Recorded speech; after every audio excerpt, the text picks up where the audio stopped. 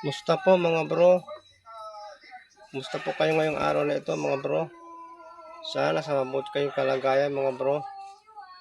At walang anumang karamdaman mga bro.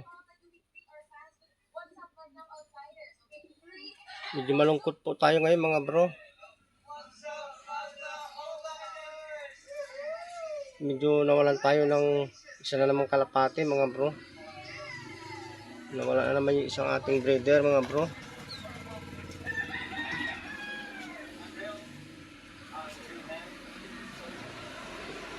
Nawala na naman mga bro yung pares nito mga bro. Hindi ko alam kung paano siya nawala. Pero sa tingin ko mga bro parang siya. Parang kinain siya ng pusa mga bro. May pusa kasi dito mga bro na nangangain ng mga kalapati mga bro. Nawala na naman isang pares nito mga bro. Sayang, mayroon pa naman sila mga inakay mga bro. Ayan yung dalawang inakay niya.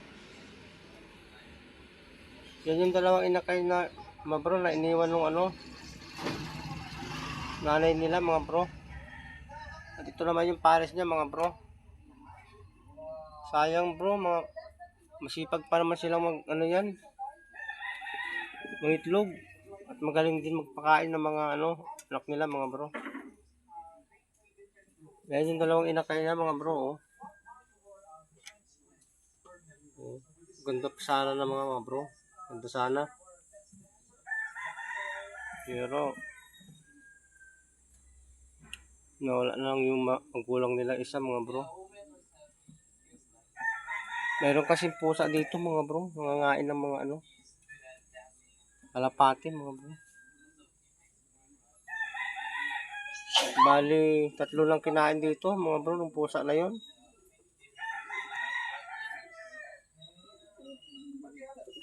Yan yung mga bro. Kaya sinusuportahan lang natin sila ng pagkain mga bro. Dinadamihan natin pagkain doon sa niya. Sa isang magulang nila.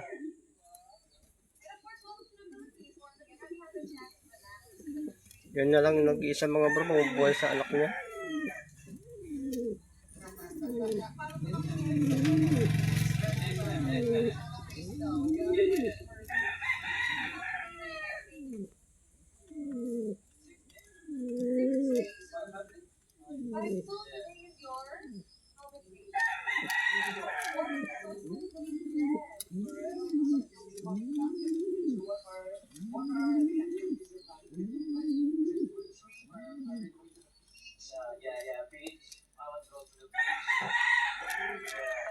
Yeah, we have a lot of good features here, right? Yeah, so I hope in the future we could tour you. Wow! Thank you! Have you guys tried our cheese? What Filipino food have you guys tried? Yeah, what did you like sika? So, not everyone likes sika.